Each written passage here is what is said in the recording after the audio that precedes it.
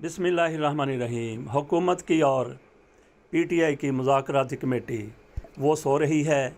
किसी ने क्या खूब कहा था कि हारन बजाना मना है, कौम सो रही है। इसी तरह से मुज़ाकराती कमेटी वो सो रही है, हारन बजाना मना है, कहीं उनको जाग ना आ जाए। इन लोगों की तरफ से छुट्टियां मनाने के लिए मुज़ाकरात को इल्तवा में डाल दिया गया। कल भी मुज़ाकरात नहीं होंगे, परसों होंगे, मंगल के रोज़ मुज़ाकरात होंगे। 1 मई की इन लोगों की तरफ से क्यों छुट्टी की गई? बल्कि तो सवाल ये भी पैदा होता है कि पाकिस्तान में 1 मई को छुट्टी क्यों की जाती है? क्या 1 मई की जो भी सरगर्मियां हैं, जो भी एक्टिविटीज़ हैं, उसमें पूरी कौम हिस्सा लेती है? जज उसमें हिस्सा लेते हैं, सियासतदान उसमें हिस्सा लेते हैं, बाकी हल्के और तबके भी क्या उसमें हिस्सा लेते हैं? चंद एक लोग होंगे, चंद मज़दूर होंगे, चंद 100 होंगे या ज़्यादा से ज़्यादा चंद हज़ार होंगे जो उस रोज़ कोई जुलूस निकालते हैं, कोई मुज़ाहरा करते हैं। बाकी सारी की सारी कौम सोई हुई होती है। इसी तरह से मुज़ाकराती कमेटी सो रही है, हारन ना बजाया जाए। इमरान खान मुज़ाकरात पर भारी पड़ चुके हैं। परवेज़ इलाही के घर पर हमला किया गया, रेड किया गया, लेकिन इमरान खान की तरफ से ये कोशिश भी नाकाम बना दी गई, क्योंकि मुस्लिम लीग नून की हार्ड लाइनर लीडरशिप ये चाहती है कि मुज़ाकरात का कोई अंजाम ना हो, मुज़ाकरात सबूताज हो जाएं, मुज़ाकरात ख़त्म हो जाएं। इसी वजह से चौधरी परवेज़ इलाही के घर पर रेड किया गया था। लेकिन इमरान खान की तरफ से कहा गया, क्योंकि इमरान खान मज़बूत पोजीशन में है, वो मुज़ाकरात पर भारी पड़े हुए हैं, उनकी तरफ से ऐलान किया गया कि मुज़ाकरात हर सूरत जारी रहेंगे। अगर कोई भागता है, हुकूमत अगर भागती है तो फिर भाग जाए। इमरान खान मुज़ाकरात से भागने वाले सरे दस्त नहीं हैं। और फिर परवेज़ इलाही के वाले से भी थोड़ी सी बात कर ली जाए कि उनके घर पर जिस तरीके से छापा मारा गया है, चौधरी शुजात हुसैन के बेटे सामने आए हैं, उनकी तरफ से क्या प्रोपेगेंडा किया जा रहा है। वो कहते हैं कि चौधरी परवेज़ इलाही की साली की तरफ से ये इतला दी गई पुलिस को कि वो घर पर मौजूद हैं, और इन लोगों में से किसी ने कहा कि चौधरी शुजात भी घर पर मौजूद हैं, उनके घर पर भी हमला किया जाए। ये चौधरी शुजात हुसैन के बेटे इस तरह की बातें कर रहे हैं। कल भी हमने अपने वीलॉग में बताया था, नज़ीर अहमद फ़ारूक की तरफ से कहा गया था कि ये हमला चौधरी शुजात हुसैन की तरफ से करवाया गया है, उनके बेटों की तरफ से करवाया गया है।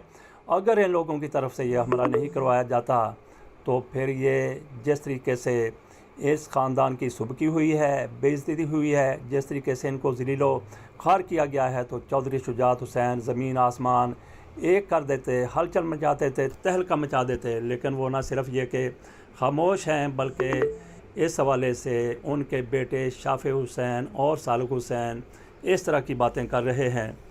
मरियम नवाज शरीफ साहिबा की तरफ से ये कहा गया है, साकिब निसार के बेटे की जब ऑडियो लीक सामने आती हैं, उसमें कोई सौदेबाजी की बात की जा रही है, 1 करोड़ 20 लाख रुपए की बात की जा रही है, तो इस पर मरियम नवाज शरीफ साहिबा की तरफ से ये कहा गया कि अगर रिटायर्ड जज इतने में बिकता है तो फिर ये सोचें कि इमरान खान को वज़ीर आज़म बनाने वाला जज वो कितने में बिकेगा। इस सवाल का बड़ी आसानी के साथ जवाब दिया जा सकता है कि अगर मौजूदा चीफ़ जस्टिस साहब वो बिकने वाले हैं, कितने में बिकेंगे? मेरा ख़्याल है कि वो उतने में ही अब भी बिकेंगे जितने में मियां नवाज शरीफ ने उनको ख़रीदा था, और उनकी तरफ से फिर इमरान खान की हुकूमत के ख़ात्मे का फ़ैसला किया गया था। ये मरियम नवाज शरीफ साहबा के इस सवाल का जवाब है कि अगर रिटायर्ड जज 1 करोड़ 20 लाख में बिकता है तो फिर हाज़र सर्वस कितने में बिकेगा, जितने में इनके अब्बू ने उस वक्त ख़रीदा था। फवाद चौधरी के घर पर अमरीकी सफ़ीर जा पहुँचे हैं, इस हवाले से भी बड़ी बातें हो रही हैं। इस हवाले से मरियम नवाज शरीफ साहिबा भी बड़ी बुखलाहट का शिकार हैं, बड़ी तिलमिला रही हैं, बड़े गुस्से में हैं कि आखिरकार जिस चौखट पर हम सजदा रेज़ हैं, कोई और उस पर क्यों सजदा रेज़ हो जाए। ये तो अमरीकी सफ़ीर के पास जाते थे, अमरीकी सफ़ीर भी इनके पास आता था। हर हाल अगर फवाद चौधरी के पास अमरीकी सफ़ीर आया है तो किस लिए वो आया होगा? क्या इमरान खान से कोई डील करने के लिए आया होगा? ऐसा सवाल सरे दस्त पैदा नहीं होता। ये भी हो सकता है कि अमरीकी सफ़ीर ने जिस तरह से मुस्लिम लीग नून की क़यादत के साथ मुलाकातें की थी, मरियम नवाज शरीफ साहिबा के साथ मुलाकात की थी, शहबाज शरीफ साहब के साथ उन दिनों मुलाकात की थी जब ये इक़्तिदार में नहीं थे, और उन मुलाकातों के नतीजे में ये लोग इक़्तिदार में आ गए। आज फवाद चौधरी से अमेरिकी सफ़ीर की मुलाकात हो रही है। अमेरिकी सफ़ीर उनके घर चले गए तो कुछ लोगों की तरफ से ये कहा जा रहा है, बल्कि ये तासर दिया जा रहा है जैसे कि मरियम नवाज शरीफ साहिबा की तरफ से ये तासर सामने आता है, मुस्लिम लीग नून की बाकी क़यादत की तरफ से भी ये तासर सामने आता है कि अब ये लोग इमरान खान, उनकी पार्टी अमेरिका के सामने बिछ जा रही है। क्या ये सिर्फ़ इनका ही हक़ है कि इन्होंने ही बिछना है, इन्होंने बूट पॉलिश करने हैं, किसी और ने बूट पॉलिश क्या नहीं करने? ये भी किस तरह से सोच लिया जाए कि अमेरिकी सफ़ीर फवाद चौधरी के घर आते हैं तो वो इनके साथ किसी कंप्रोमाइज़ के लिए आते हैं, इमरान खान को किसी किस्म का रिलीफ़ देने के लिए आते हैं, जैसा कि पहले हुआ था जब ये लोग अमेरिकी सफ़ीर से मुलाकातें कर रहे थे, अमेरिकी सफ़ीर इनके घर जाकर मिलता था। तो वो कौन सी साजिश उसके बाद फिर बेनकाब हुई थी? तो ये भी हो सकता है कि फवाद चौधरी के साथ अमेरिकी सफ़ीर ने मुलाकात की हो और फिर फवाद चौधरी चंद दिनों में अमेरिका को प्यारे होते हुए नज़र आ जाएं। अब थोड़ी सी बात कर लेते हैं पेड़े वाली माई की। पेड़े वाली माई कौन हो सकती है? तंदूर वाली माई कौन है? तंदूर मरियम नवाज शरीफ साहिबा को इंतखाबी निशान मिला है। सुना ये जा रहा है कि ये लाहौर में जगह जगह पर जिस हल्के से ये इंतखाब लड़ रही हैं और जिससे नहीं भी लड़ रही, वहाँ पे हज़ारों तंदूर लगवा दिए जाएंगे और हो सकता है कि एक आध तंदूर पर जाकर मरियम नवाज शरीफ साहिबा ख़ुद भी नान लगाना शुरू कर दें। और वहाँ पे पेड़े लगाने वाली बीबी कौन होगी? पेड़े लगाने वाली बीबी वही होगी जो हर वक्त मरियम नवाज शरीफ का बक्सा उठाकर, थैला उठाकर, बस्ता उठाकर, झोला उठाकर इनके साथ साथ होती हैं मरियम औरंगज़ेब साहिबा।